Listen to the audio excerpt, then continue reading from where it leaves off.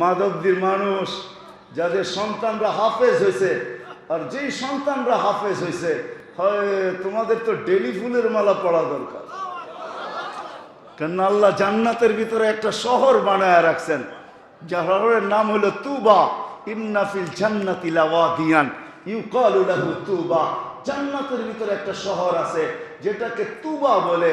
খালাকাল্লাহু মিন মারজান, যেটাকে আল্লাহ মারজান পাথর দিয়া বানাইছেন।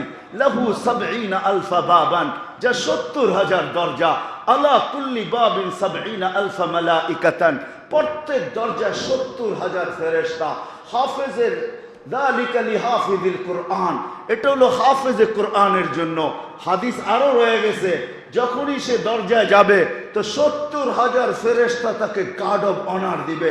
সর্বশেষ দরজা যখন অতিক্রম করবে তো ৪৯০ কোটি ফেরেশতা তাকে গার্ড অব অনার দেওয়ার পরে আসল বাড়ির গেটে পৌঁছবে। ডেলি ফুলের মালা পড়ো। হাফেজরা, আবার হাফেজের বাপরা বলবে আমাদের, আরে আপনাকে তো যখন যাইবেন তখনই মারতে থাকবো।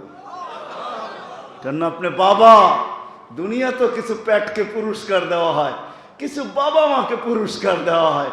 ইনশাআল্লাহ হাফেজের মা এটা ধারণা করতে পারে আমার পেটের পুরস্কার জান্নাতে আল্লাহ দিবে। যখনই আমার ছেলের জান্নাতে যাব, ওই সোসাইটিতে যাব তো ৪৯০ কোটি ফেরেশতা আমার পেটের সেলুট দিবে। আমাকে পুরস্কার তো ওই দিন দিবে আল্লাহ। ইনশাআল্লাহ দেখা যাবে।